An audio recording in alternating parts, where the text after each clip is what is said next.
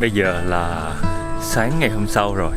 Hôm nay là một ngày thời tiết khá là xấu. Mình rất là may mắn khi mình ở đây mấy ngày trước thì thời tiết rất đẹp. Và hôm nay thì mưa phùn từ sáng tới bây giờ là 11-12 giờ trưa. Và sáng giờ thì mình ngồi trong phòng ngủ nướng, xong rồi ra ăn sáng với mọi người.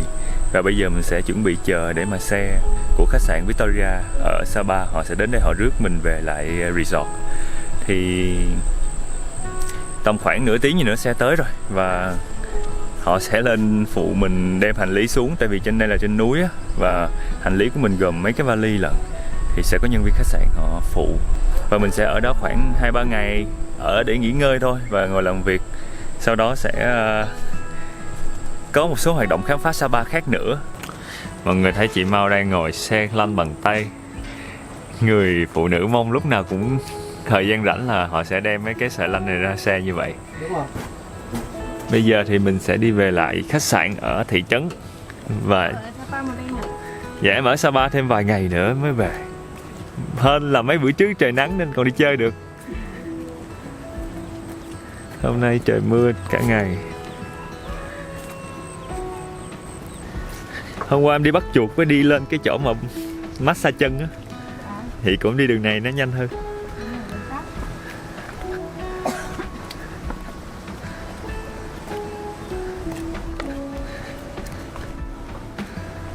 Hôm nay đường sình lầy hơn hôm qua rất nhiều vì trời mưa cả đêm. Mọi người thấy bên đây à, người dân họ trồng mấy cây chàm, lá chàm để nhuộm vải á. Đây, màu xanh như vậy thôi, nhưng mà khi nấu lên hoặc vò lên với nước hoặc là ngâm với nước thì nó sẽ ra màu đen. Nó giống như lá cẩm hôm qua mình nấu xôi á, thì lá cũng màu xanh nhưng mà nấu ra nước nó thành màu tím. Còn lá chàm thì nó sẽ thành màu đen luôn. Trời mưa cái nhìn không khí nó buồn hẳn.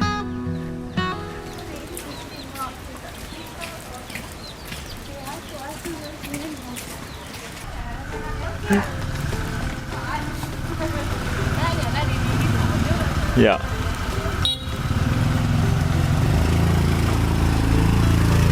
Hành lý mình bỏ vào trong hết rồi hả? Dạ dạ, vậy giờ em lên xe thôi. Dạ đúng rồi, dạ em vô luôn nha. Rồi, chị. Hẹn gặp lại lần sau. Dạ. Dạ, bye bye. Về mổ gà đi nhá, tối uống rượu nhá.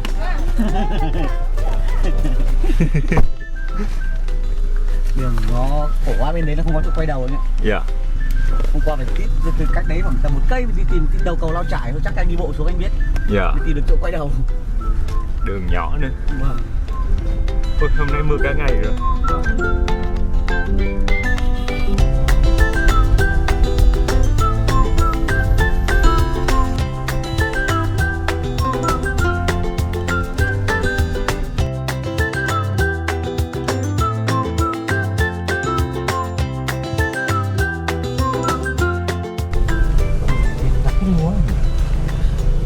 Sapa bây giờ thì mọi người có thể thấy là công trường xây dựng khắp nơi, đất đá bê tông khắp nơi. Hy vọng là 50 năm sau phát triển hoàn thiện sẽ đẹp hơn. Bây giờ thì mình đang trên đà phát triển.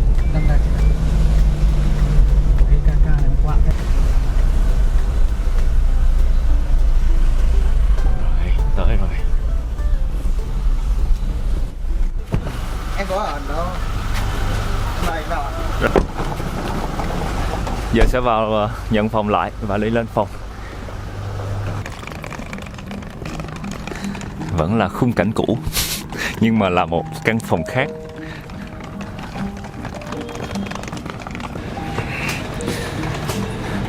Phòng hôm nay của mình thì vẫn là view cũ thôi, nhưng cái điều là cao hơn một xíu.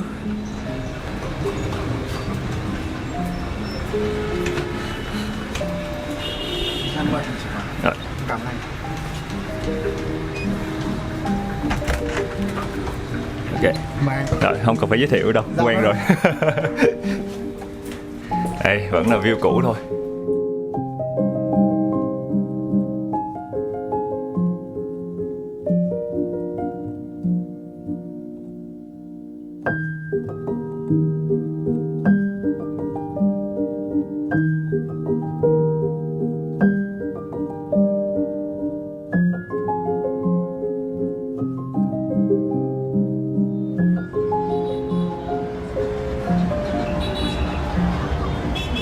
Hồi nãy mọi người thấy ở trên lầu mình nhìn xuống á, có rất là nhiều người đang rước đèn Trung Thu. Hôm nay là một ngày rất là đặc biệt và các cái thành phố hay là thị trấn ở miền Bắc Việt Nam mình thì thường hay có tổ chức rước đèn. Ôi có con chó. Mình lo đi mà không nhìn đụng nó thì nó sẽ cạp chân mình. Thì bây giờ mình sẽ đi ra chỗ nhà thờ đá, ngay chỗ cái quảng trường mọi người đang tập trung rất là nhiều cái đèn lồng. Đèn lồng ở đây có nghĩa là họ sẽ làm những cái đèn Trung Thu rất là lớn và họ sẽ đi diễu hành khắp phố và đốt sáng rực cả một đoạn phố như vậy. Có cuộc thi bình chọn cái đèn của đội nào, phường nào, tổ nào đẹp nhất nữa. Đi ra đó đi, sau rồi mình sẽ quay lại chia sẻ với mọi người. Mỗi phường, mỗi tổ hoặc là kể cả mỗi cái khách sạn lớn họ sẽ góp một cái đèn vô trong đây để đi thi. Khách sạn nơi mình ở họ cũng có một cái đèn luôn, sáng rực ở góc bên đây luôn nè.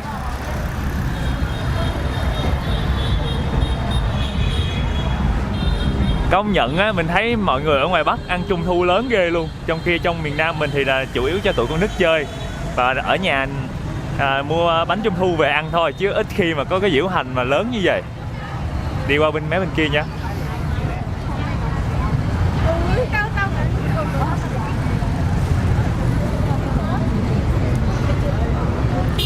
Ở đây thì có sẵn cảnh sát giao thông đứng trực tại vì đông người quá mà.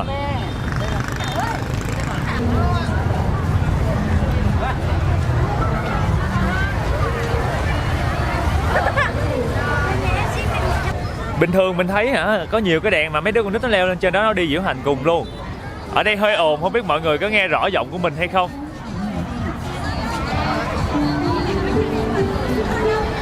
Có một cái sân khấu ở trên đây luôn.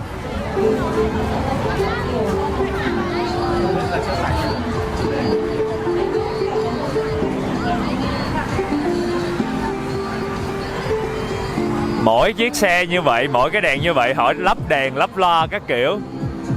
Ở đây là có đèn đỉnh núi Phan Xi Păng, hình con rồng đang uốn lượn. Bên đây là đèn của khách sạn, đèn hình trái đất, đèn hình con heo có cánh. Trời, heo màu hồng mà có cánh nữa, nhìn dễ thương dễ sợ. Chi đoàn 11A6. 11A6 có nghĩa là một cái lớp học hả? Hay quá ha, một lớp học mà họ cũng góp một cái tác phẩm ở trong đây. Mọi người thấy ở đây có những cái đèn hình ông trăng, hình con heo.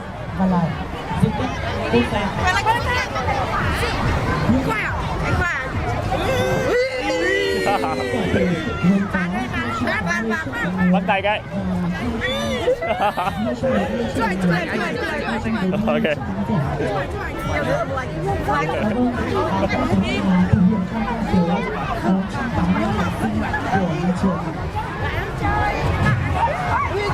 Và đặc biệt là dần dần thêm nền giáo dục của Sapa.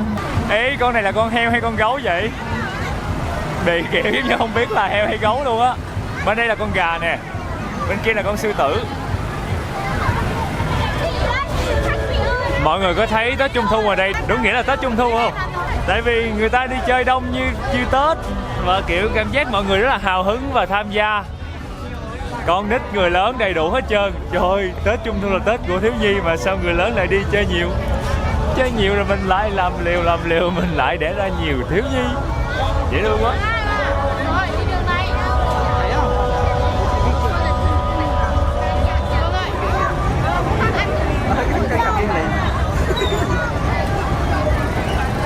Wow, bạn có thấy cái cô lớn tuổi đi đầu tiên không? Cô cầm cái lưỡi hái kìa. Ôi, nhìn rất là ngầu luôn á.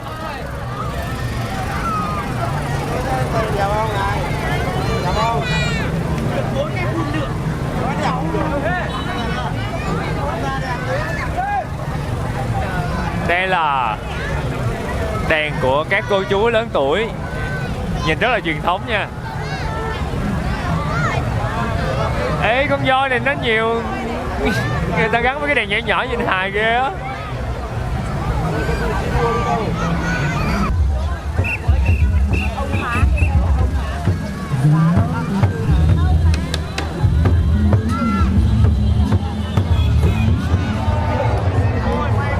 Mọi người thấy trang phục của người Mông đẹp không? Mấy cái váy xếp ly á, nó cứ xòe xòe đung đưa rất là đẹp.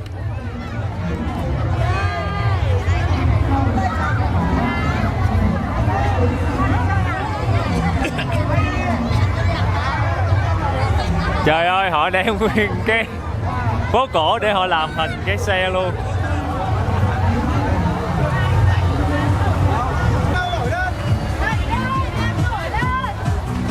Trời ơi, vẫn còn nhạc sàn, nhạc sống gì trời. Kìa, quá trời đứa nhỏ ngồi ở trong kìa. Cái xe này là xe đạt giải là vì tuổi thơ gì nhất để con nít trong đó quá trời đông.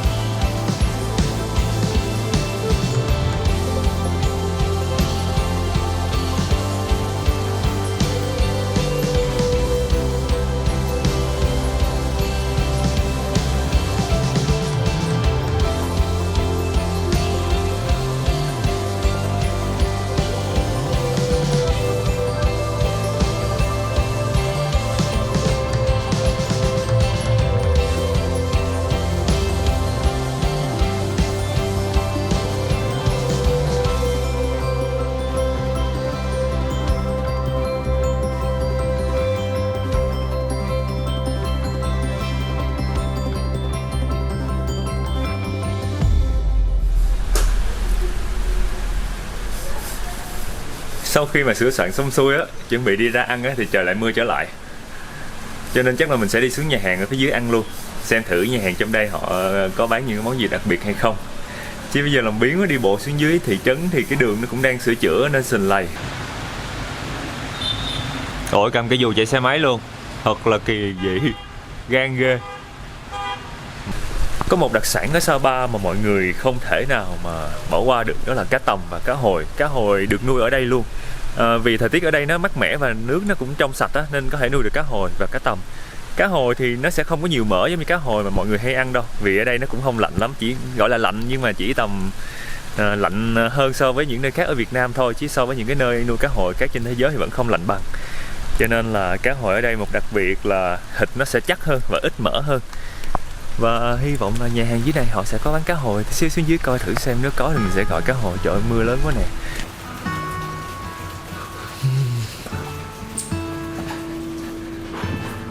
Mình sẽ đi vào trong này. Ở đây có một cái quầy bar nhỏ. Đi xuyên qua quầy bar sẽ tới được nhà hàng ăn trưa hôm nay. Có hai khách Tây bên kia, mình sẽ kiếm chỗ nào ngồi đẹp đẹp.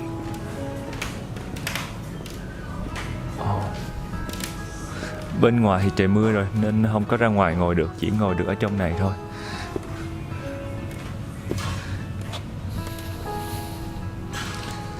Chắc là mình sẽ ngồi đây. Mình sẽ mở cái cửa này ra cho mát, với lại cũng nhìn được xíu view. Đấy, mở ra không khí nó khác hẳn. Ở đây có một cây sao mộc bự chà bá luôn. Mọi người nếu để ý thì có mấy lần trước mình cũng từng chia sẻ, cây sao mộc là một trong những cái loại cây rất là quan trọng của người dân ở trên núi. Vì sao quan trọng? Đi ra đây lần nha. Nó quan trọng vì mọi người sẽ thấy cây sao mộc rất thẳng. Vì tính chất thẳng và gỗ của nó rất là tốt, chống chịu được mối mọt. Thành ra cây sao mộc được người dân ở trên đây dùng để làm những cái trụ đỡ của những cái nhà, mọi người hay xây nhà thì sẽ dùng cây sao mộc này để xây. Cho nên thường người Mông hay là những người dân ở trên đây, họ mà sinh con ra, họ sẽ trồng một cây sao mộc ở cạnh nhà. Khi mà con họ được mười mấy 20 tuổi chuẩn bị lập gia đình thì họ sẽ đốn những cái cây sao mộc đó để mà xây nhà cho con cái. Cho nên lên trên đây thì cái cây này mới là cái cây biểu tượng của vùng cao, chứ không phải cây thông đâu nha. Thật ra nó cũng là một giống thông thôi, nhưng người dân ở đây gọi là cây sao mộc. Nó cũng có trái giống như trái thông nhỏ nhỏ này, mọi người nhìn nha. Đó, nhỏ xíu đó. Thật ra cây sao mộc vẫn chưa phải là cái gỗ quý nhất đâu. Gỗ quý nhất ở trên đây hồi xưa còn có cây thông đá nữa. Cây thông đá là cái cây mà để dựng lên những cái trụ cột của nhà Vương á, nhà Vương ở trên Hà Giang. Nhưng mà cây thông đá bây giờ hầu như là không nhìn thấy nữa, tại vì nó chỉ sống ở những nơi rất cao và những nơi có khí hậu lạnh. Bây giờ thì không còn đủ lạnh và vì người ta khai thác á, cho nên nó cũng không còn nhiều để mà dùng để làm xây nhà nữa. Trong đây thì mình thấy có đầy đủ menu cho châu Á lẫn cho khách Tây. Mình thì mình vẫn thích món Á hơn. Đây là khai vị nè, súp này, khai vị này. Đây là những cái món mà châu Á của mình. Họ dùng rất là nhiều những cái đặc sản trên này nha. Ví dụ như gà bản nè, hoặc là nem lợn rán truyền thống này.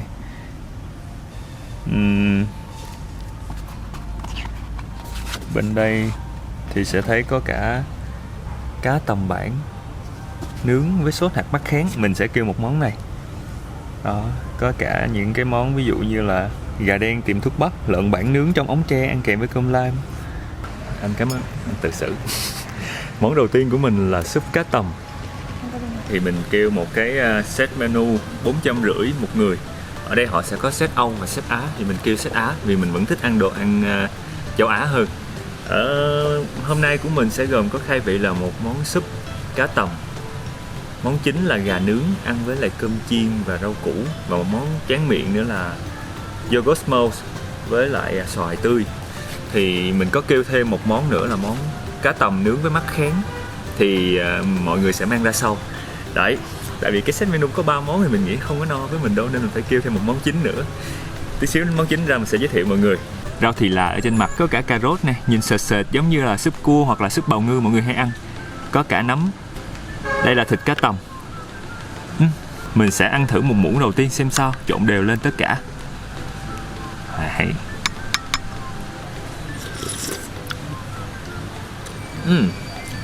Súp thì sẽ sệt sệt, có mùi thì là rất là đặc trưng và có thơm một xíu tiêu nhẹ.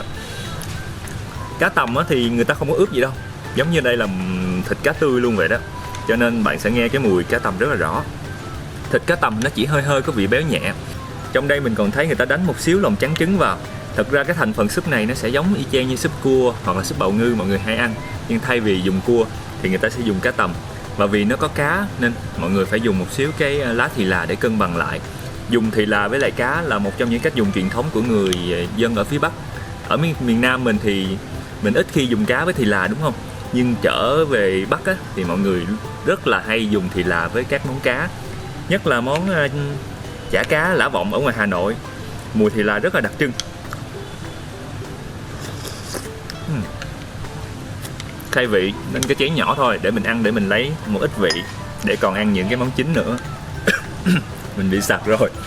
Ở đây họ có mang ra một xíu bánh mì và một xíu bơ để cho mình ăn. Nước thì vẫn chưa, mình mới gọi nước xong thôi. Ở đây thì có rượu, các loại rượu và nước ép thì mình gọi nước ép. Tại vì mình là một người sống rất là quan tâm đến sức khỏe.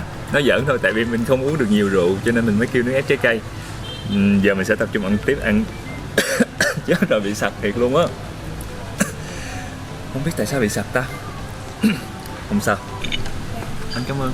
Cái này là gà nướng. Ồ, mấy cọng hành dễ thương vậy. Cái này là mình sẽ ăn với cơm ha. Anh còn một món chính kia nữa thì khoảng bao nhiêu lâu nữa sẽ ra? Bây giờ ra luôn anh ạ. Ok. Rồi, anh cảm ơn. Em mang mấy cái này không cái đi em. Em cất với anh một cái dĩa nhỏ này với.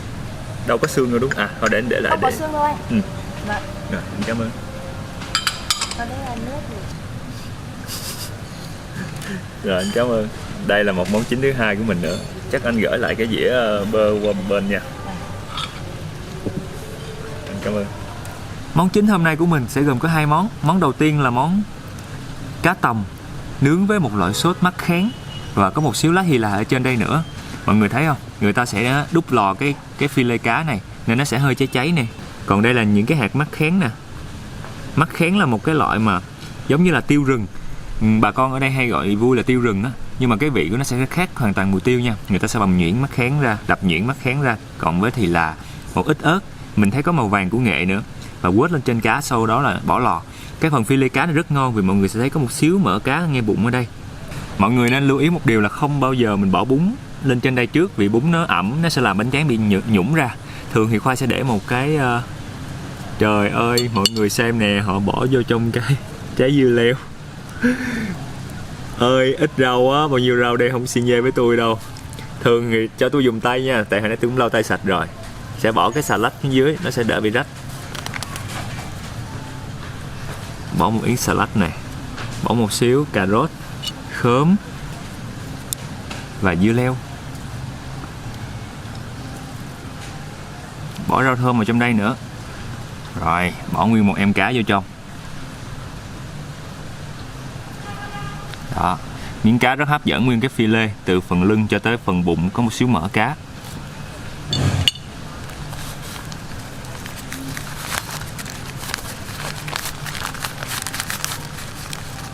Rồi, phải chấm vào trong cái nước sốt này.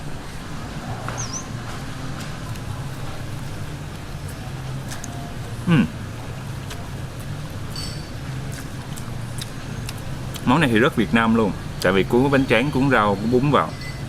Cái nước mắm này là kiểu chua chua ngọt ngọt. Nước mắm tỏi ớt á, họ có thêm một xíu cái lá thì là vô cho nó lạ lạ.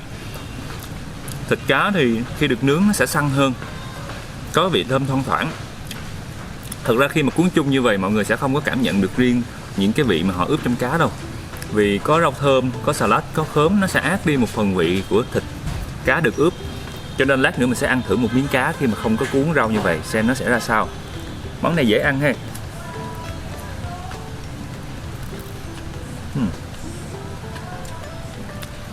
Nhưng mà họ cho ít rau á. Chút xíu mình sẽ nhờ bạn nhân viên xin thêm cho mình một ít rau và xà lách. Tại vì mình là một đứa rất thích ăn rau. Những cái món này mà nó thiếu rau thì ăn sẽ không có ngon bằng. Anh cảm ơn em. Bạn nhân viên đã đem cho mình một đống rau luôn.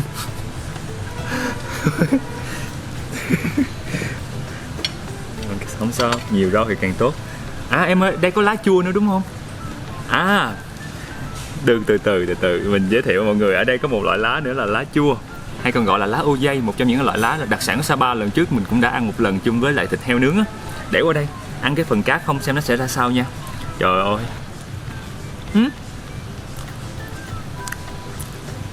Cái phần mà cá nó có một cái phần bị cháy xém, nó giòn giòn. Cảm giác giống như là liên tưởng đến chả cá lạ vọng á. Tại vì cá được nướng mà có thì là ở trên rất là thơm. Họ chỉ ướp một xíu muối cho nó có vị hơi mặn mặn nhẹ, cho nên cái vị ngọt của cá vẫn được giữ lại. Bạn nào mà lên Sapa thì mình nghĩ nhất định phải thử cá tầm và cá hồi, hai loại cá mà đặc sản ở trên này.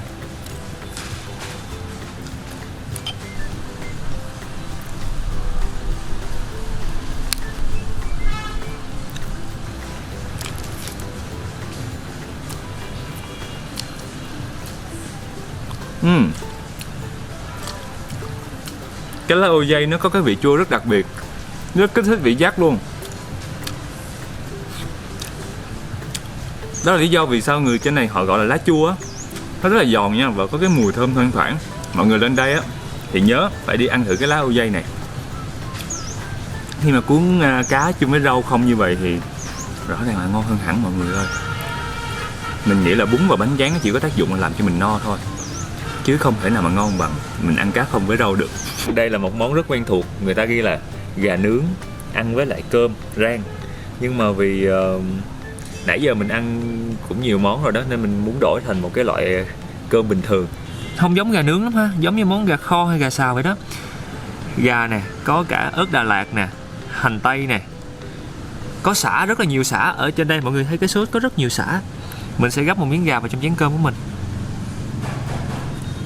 gắp lên đây một xíu ớt Đà Lạt cho nó đẹp. Có một cái hột điều nữa. Rồi ăn chung với cơm. Kẹp một cái phần này với cơm và ăn thôi. Rồi rớt tiêu bà ớt rồi. Bà phải nằm lên đây mới đúng vị trí. Cố lên. Nó bỏ lại rớt nữa rồi. Thôi kệ bà đi.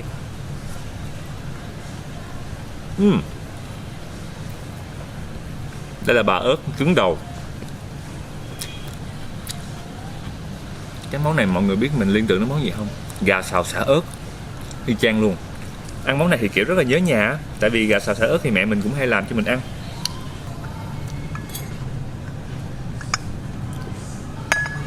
Đây là món tráng miệng của mình.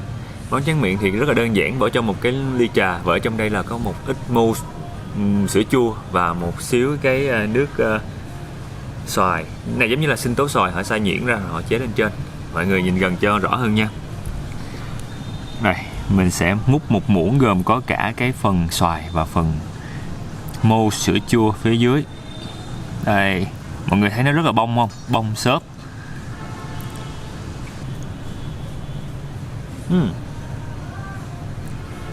Thơm sữa chua lắm nha. Cái xoài này là xoài tươi, được xay nhuyễn ra. Cái món này khá là dễ ăn. Thông thường cái mousse này mọi người ăn sẽ rất dễ bị ngán, tại vì nó rất là béo á. Vì béo có sữa nè, có lòng đỏ trứng nè, và họ dùng cái máy đánh whipping cream, họ đánh bông lên và để tạo được cái độ xốp và bông như vậy. Đây là đặc trưng của món này. Nhưng mà ở đây có một cái hay là dùng sữa chua. Cái vị chua của sữa chua và vị chua ngọt ngọt của xoài làm cho mình ăn món này mình lại không ngán. Chứ bình thường thì tôi không ăn cái này đâu, tại vì cảm giác như đang ăn một cái lớp kem bánh gato béo ngậy à. Bây giờ thì chắc là mình sẽ đi về lại phòng ngồi làm việc. Mấy hôm nay ở trên homestay thì không có làm được nhiều. Giờ về thì có cái bàn làm việc thì sẽ ngồi tập trung làm clip nè, dựng phim. Vì hôm nay trời mưa nên cũng chẳng đi du lịch được đâu hết. Sapa thì đang ở trong cái giai đoạn phát triển, cho nên các bạn đi đâu các bạn cũng sẽ thấy nhà cửa đường xá công trình mọc lên khắp nơi. Đường xá thì kiểu mưa nó sình lầy và công trường vẫn chưa hoàn thành á, nên những lúc mưa như vậy thì mình nghĩ tốt nhất là sẽ ở phòng để mà làm việc. Ngày mai ngày mốt khi mà thời tiết tốt hơn thì mình sẽ thuê một chiếc xe máy để chạy vòng vòng xung quanh khu này chơi. Vậy nha. Mọi người nếu thích clip này nhớ bấm like và bấm chia sẻ. Hẹn gặp lại mọi người ở những clip sau. Bye bye. Ăn hết cái này đã. Chào tạm biệt mọi người, mình là Khoai. Nhớ bấm đăng ký để xem thêm nhiều clip về du lịch và ăn uống của mình mỗi tuần nha.